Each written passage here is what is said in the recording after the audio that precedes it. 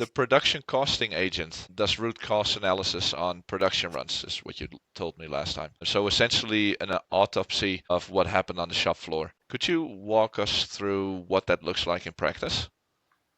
Yeah, I would love to. This is one of the use cases that really I'm passionate about because when I was in industry and I saw my organization basically employ people whose job it was to click the end button inside of Dynamics 365.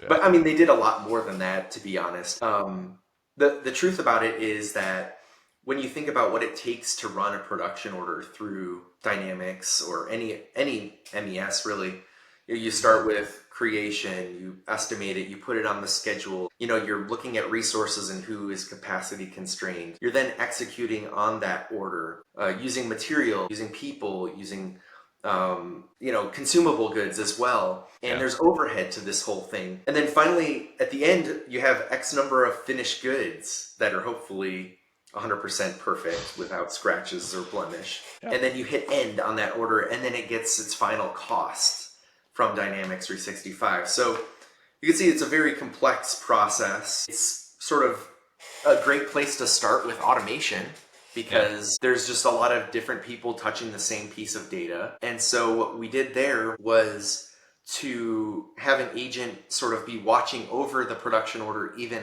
as it's happening. So every organization, when you're winning work, you usually will say, okay, well, what price can I deliver a pen for, right? Well, Yeah. I know this piece is going to cost me that piece is going to cost me that. I have to stamp this, I have to bend this metal piece, I need to insert an ink cartridge, and then I need to package it. And so all of these steps go into a routing. And each one has a different skill set that's needed from the user, different machine gets used, different raw materials get used. And so at each step, you could ask the question, am I still making money on this?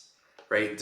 In purchasing, did I buy to my standard? Meaning every sheet metal piece I expect to be $5, which this is an oversimplification. Did I beat that or did I not, right? Did I lose money on my purchase or not? Then did I use the right piece of material when I'm producing this pen?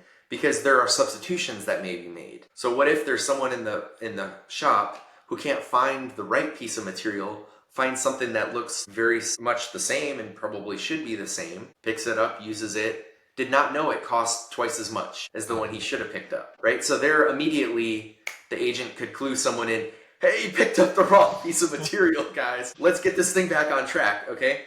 It could be that you're running, 1,000 pens and 200 into it, you realize that you're running too slow and the operator just needs to crank up the speed. Again, that's an oversimplification, but an agent, every time an action takes place on that production order, has an opportunity to say, are we meeting or exceeding our plan, number one? And then if by using Fabric, are we meeting or exceeding our average? Are we getting better? Are we trending in a good way or trending in a bad way or just, operating at the optimal speed? And then what that does is that gets you to the end where that plant admin or whoever, the production costing person, when they click end, they can have confidence. Oh, we've already checked X, Y, and Z. I can ask the chatbot if I wanted to, hey, why did we not make money on this? Or why did we make so much money on this? Yeah. And so it just kind of keeps on going, right? Because then think about quality issues or movement of material, and I could keep on going on and on.